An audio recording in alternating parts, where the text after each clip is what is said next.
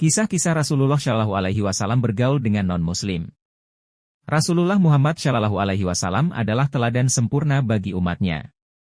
Salah satunya adalah teladan dalam pergaulannya dengan orang-orang non-Muslim seperti Yahudi dan Nasrani.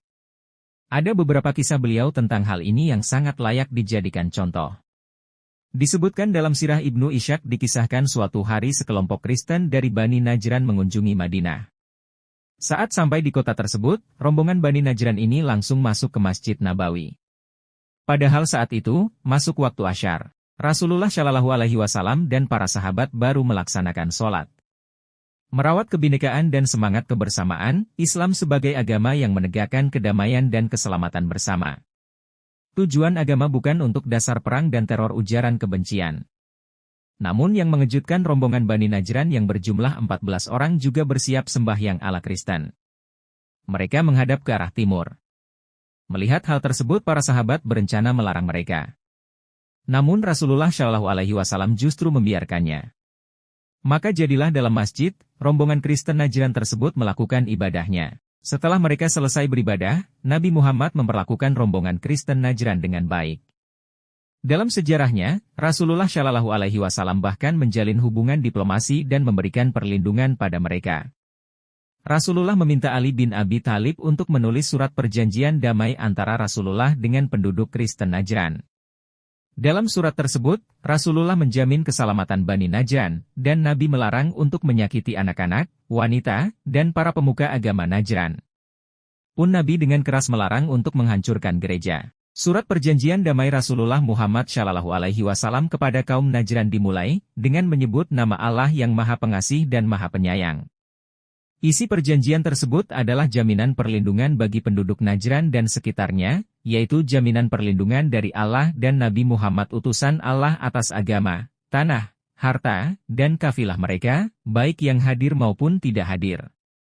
Semisal mereka tidak mengubah apa yang sudah ada dan tidak mengubah hak-hak mereka.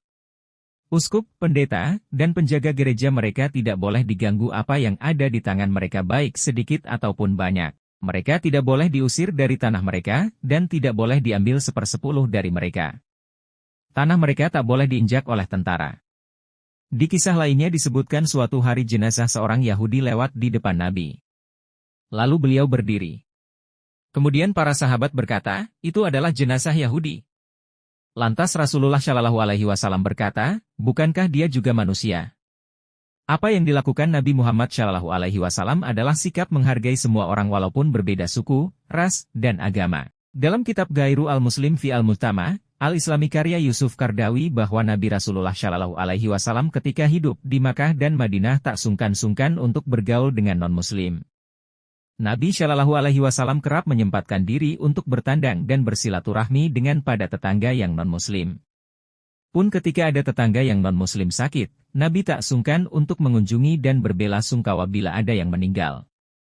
Nabi Muhammad selama di Madinah memiliki sahabat dekat, seorang Yahudi. Namanya Muhairik. Ia adalah seorang pendeta Yahudi yang sangat alim, sekaligus seorang hartawan dan kaya raya. Sumber kekayaan Muhairik adalah kebun kurma yang terbentang di sepanjang kota Madinah. Saat Perang Uhud pada tahun ketiga Hijriah, Muhairik ikut serta membantu Rasulullah Shallallahu Alaihi Wasallam dan kaum muslimin. Yang unik, sebelum ia terjun ke medan tempur, ia sempat berwasiat seandainya dirinya meninggal dalam peperangan ia akan menghibahkan seluruh hartanya untuk digunakan Rasulullah demi kepentingan umat muslim Madinah. Itulah beberapa kisah-kisah Rasulullah Shallallahu Alaihi Wasallam ketika bergaul dengan non-Muslim. Semoga bermanfaat dan bisa dijadikan contoh pergaulan kita sebagai umat Islam. Disadur dari laman nuor.id